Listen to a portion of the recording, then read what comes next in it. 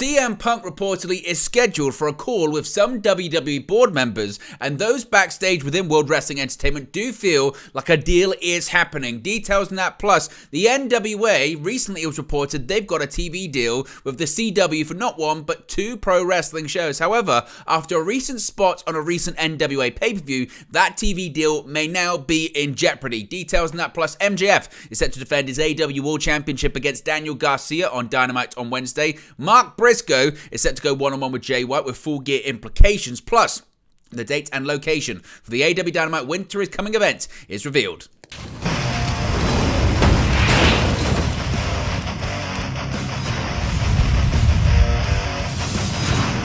Hey guys, welcome back to Wrestling News 365. Hope everyone is doing very well. As always, there are plenty of news stories to get into in the world of professional wrestling. Let's start off with the latest around the mystery that is CM Punk to WWE. Is Punk going back? Reports suggesting that WWE have turned down the opportunity to re-sign him. Reports have suggested that there are no talks ongoing. Well, now, a new report looking in a different direction. Let's get straight into this regarding the former AEW and WWE World Champion. Now, as previously noted, CM Punk reportedly wanted to make a WWE return, but the company turned him down.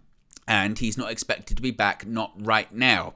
It was also actually reported that things could still change between Punk and WWE, particularly as we get closer and closer to Survivor Series in Chicago, Illinois, now of course confirmed to be Survivor Series War Games. Now, in an update on Punk leading into the 2023 Survivor Series Premium Live event in Chicago, insider Twitter X account Boozer, aka Better Wrestling Experience, hashtag BWE, wrote the following quote: "Punk was recently scheduled for a call with a few board members. Backstage feeling is it's happening. Doesn't mean it's done. I am waiting for the follow-up on the call. It should be the last step before things go down. Now pace yourselves. Those few weeks will be ruckus. Lots of teasers on TV and social. They will milk it like crazy. So enjoy it until I get a solid answer."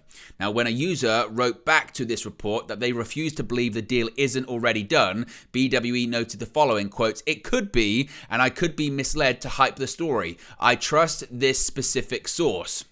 Now, Punk has continued to tease his future plans during his MMA commentary appearances. Earlier this week at Cage Fury Fighting Championship, one of Punk's broadcast partners said, quote, "Total non-stop action," while another had a WWE logo in his jacket pocket.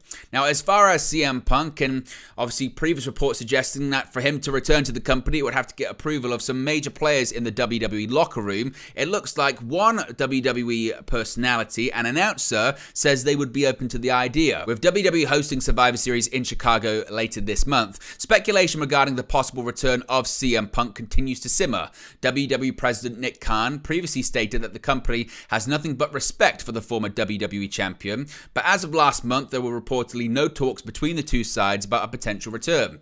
During a recent appearance on the Kurt Angle Show podcast, SmackDown commentator Corey Graves offered up his take on CM Punk possibly being brought back to WWE.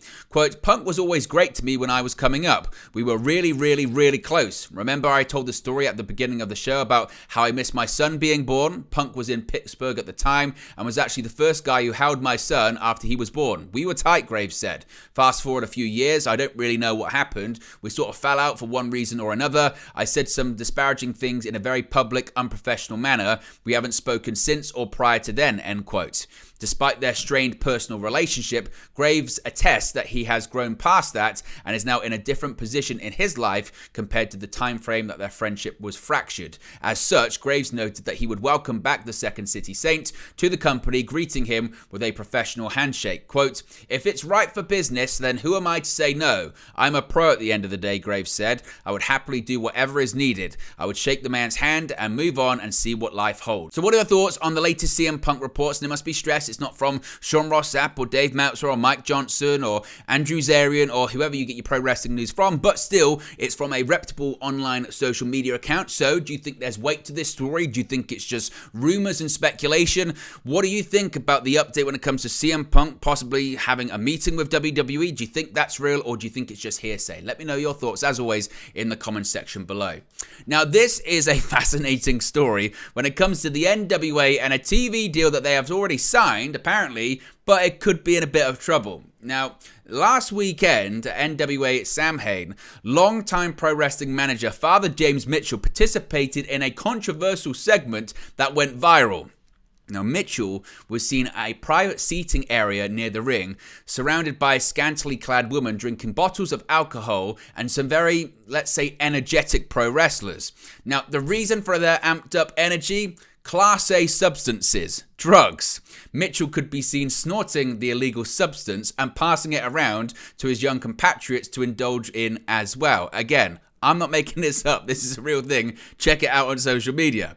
Now, as House of Wrestling Nick Houseman had reported previously, the NWA, owned by Smashing Pumpkins frontman Billy Corgan, recently signed a pair of deals with the CW. The deals will see NWA bring their weekly power show and a new reality TV series to the Top 20 channel.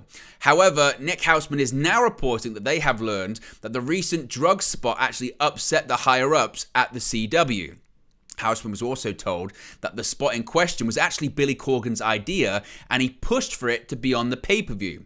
As it stands, House of Wrestling is reporting that they have been told there is an active push by those higher up at the CW to have the NWA's content air solely on the CW app and not actually on their actual television airwaves. Apparently, when negotiations were going on to bring the NWA to the CW, Corgan was told that the network would not be watching the pay-per-views and would only be concerned with what happened on the TV show airing on their platform.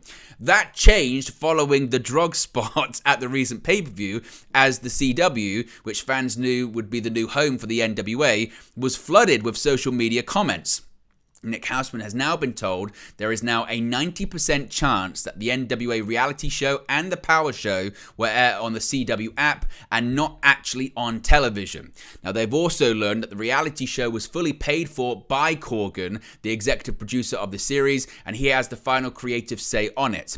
Now, Nick Houseman has also been told the CW did not pay for the reality series and would profit from it by selling ads. Corgan is optimistic that the exposure of being on the CW will lead to higher ticket sales for the NWA events on top of improved merchandise sales. There is also the potential that if the first season of the reality series is successful, there could be guaranteed money for season 2. One of the big selling points for the CW to get behind the reality series was that Corgan said his recent wedding would be a part of it, something they were excited to air. The other pro wrestling aspects of the series, along with the added power deal, were all agreed to under the understanding the CW would be able to air the Corgan wedding footage. So, what are your thoughts on the segment that actually could have caused all of this to blow up? What are your thoughts on the reaction from the CW? What are your thoughts on Billy Corgan's structure of this deal and just all of it? Let me know your thoughts and reaction to this story in the comment section below. It's certainly a wild story. Now, MJF will be defending the AEW World Championship on AEW Dynamite this week. Before AEW World Champion MJF can take care of the thorn in his side, that is the Bullet Club Gold leader Jay White, on November 18 at Full Gear, he will defend the title against Daniel Garcia on the November 8 episode of AEW Dynamite. However, it's also worth mentioning that on next Wednesday's episode, Jay White will also be in action. We'll get into that in just a second. It was during Friday's episode of AEW Rampage when Garcia called out MJF for a title match after he won against Trent Beretta in the main event. It was later made official by AEW CEO Tony Khan on social media.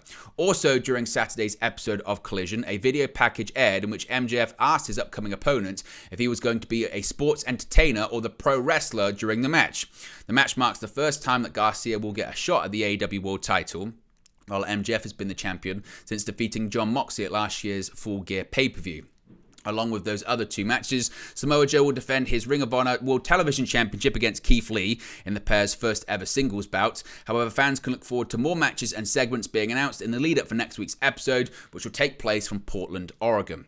Now, speaking of Jay White, I spoke about him there. He's also going to be in action on Wednesday against a returning Mark Brisco after he made his AEW Collision debut, where he, Dustin Rhodes, and Keith Lee defeated Kip Sabian and the Workhorsemen. Mark Brisco called out Jay White. Brisco was was backstage speaking to Lexi Nair when he spoke about how he defeated White plenty of times in tag team action and wants to face him on the November 8th episode of Dynamite. The stipulation in the match, White has to put up his AEW World title shot on the line. If Brisco does end up winning, it will be him who will face the AEW World Champion MJF on November 18 at Full Gear. The match was later confirmed by AEW CEO Tony Khan, which will be Brisco and White's first one-on-one bout.